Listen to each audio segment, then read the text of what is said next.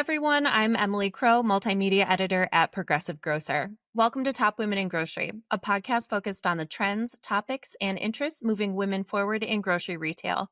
We're spotlighting extraordinary women in the grocery industry who've had successful careers and interesting lives, and who are also making a positive impact in their workplaces and in their communities.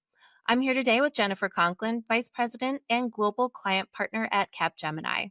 She has 20 years of experience in retail, helping brands and retailers use technology to deliver better experiences and outcomes for their customers.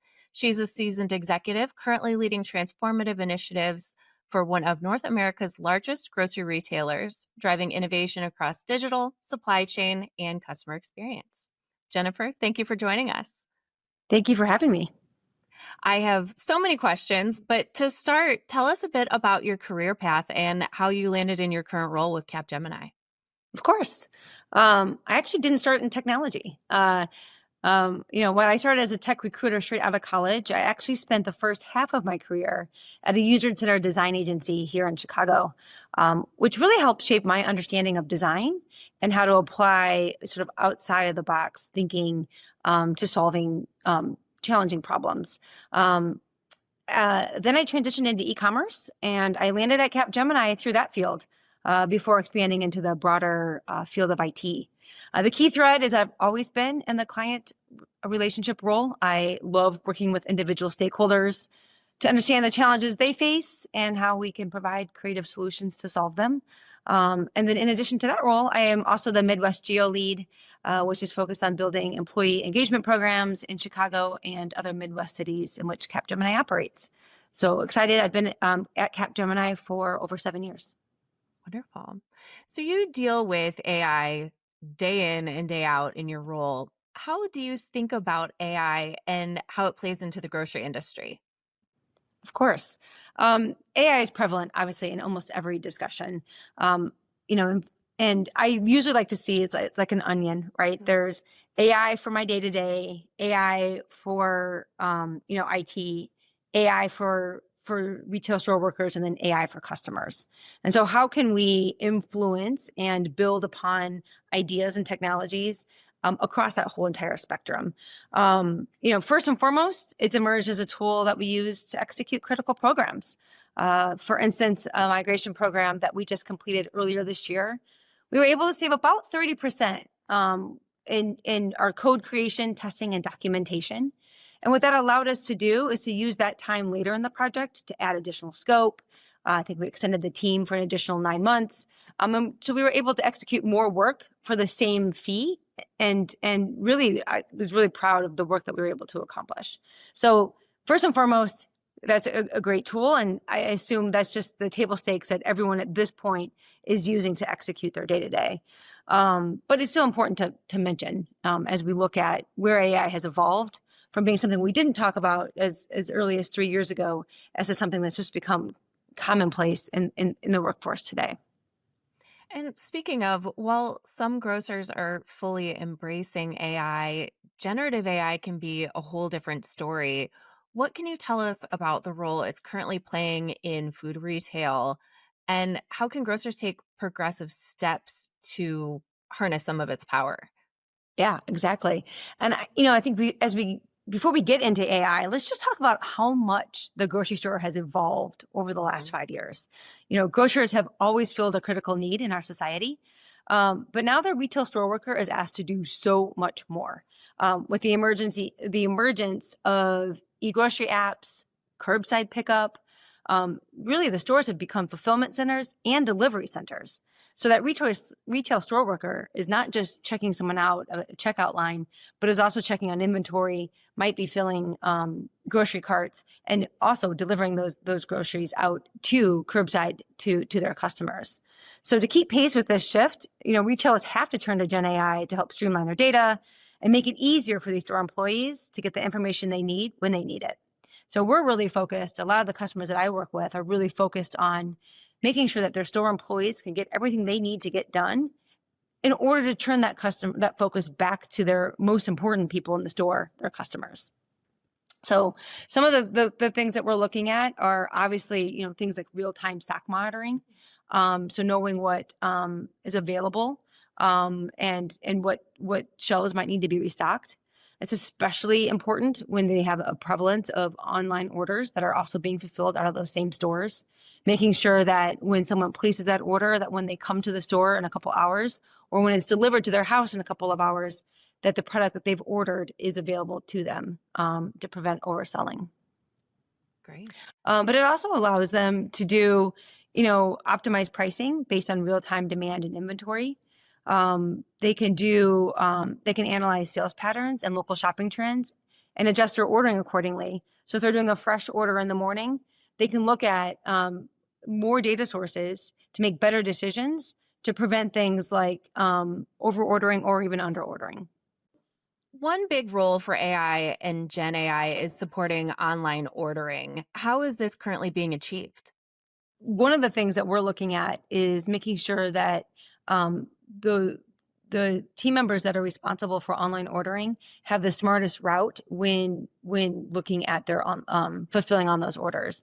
So coming up with smart picking systems, so picking optimal paths through the store, but also grouping orders. So analyzing multiple online orders and suggesting batch picking strategies that can allow associates to gather items in across several orders in one trip, to save them time of running back and forth across the store.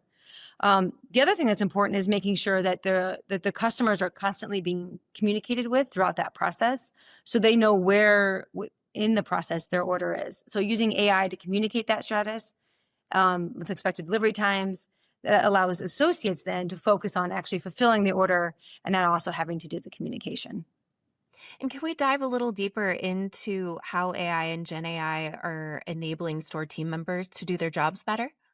Yeah, one of the things that's hottest right now, and we've done some great demos in our European stores, and we're starting to roll out some programs that are allowing associates to wear earbuds with chatbots. So whereas before they would have to maybe go into the back office and enter in a service ticket or a support ticket when they needed help with something, now they can actually use the automated system to ask a question, get real-time feedback, have a live conversation in order to resolve issues right there on the floor.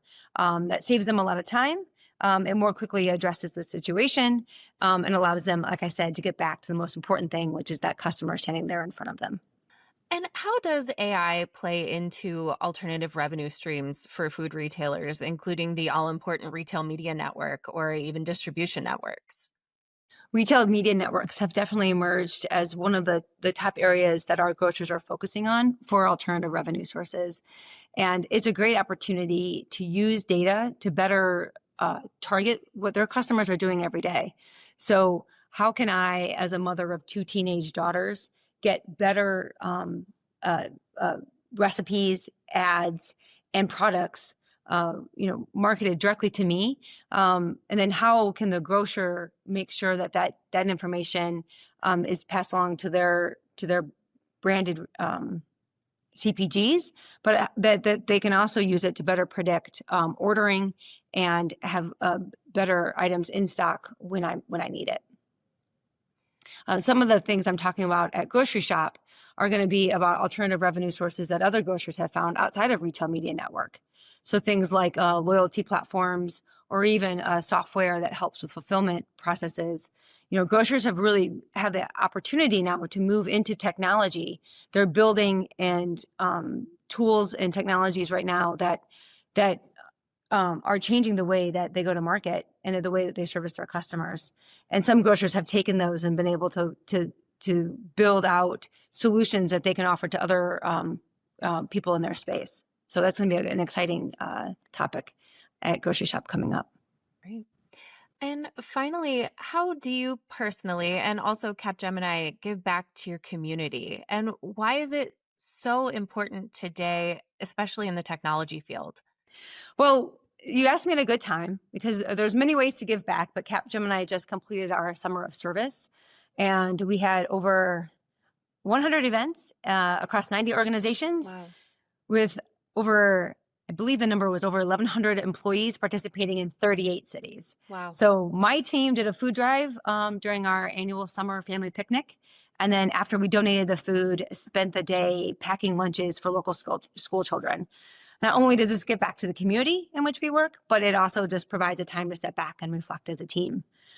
Personally, with two teenage daughters, I find it important not only to provide exposure to technology, but also provide leadership skills. So I was a Girl Scout leader for two troops here in Chicago for almost 11 years. We did a lot of STEM projects. Don't ask me about our robots. They were not successful, but we had a good time. And we spent a lot of time building soft skills and learning to find our voice. So it's so amazing to watch those girls grow since kindergarten. All 8 girls in my first troop started college this fall. So it's been fun to watch them come so far. Pushing them into technology. A few of them are going into data. A few of them are going to political science. So we'll see where they land. But no matter what they do, I'm assuming AI and technology will be a big base and a good foundation for whatever career path they choose. Well, Jennifer, thank you so much for sharing your insights and for being here with us today. Thank you for having me. For more information about the Top Women in Grocery podcast, please visit www.progressivegrocer.com/podcasts. You can also subscribe to this series wherever you typically listen to podcasts, including on Apple, Google, and Spotify. If you have an idea for a Twig podcast topic, I'd love to hear from you. Email me at ecrow@ensembleiq.com. See you next time, and thanks so much for listening.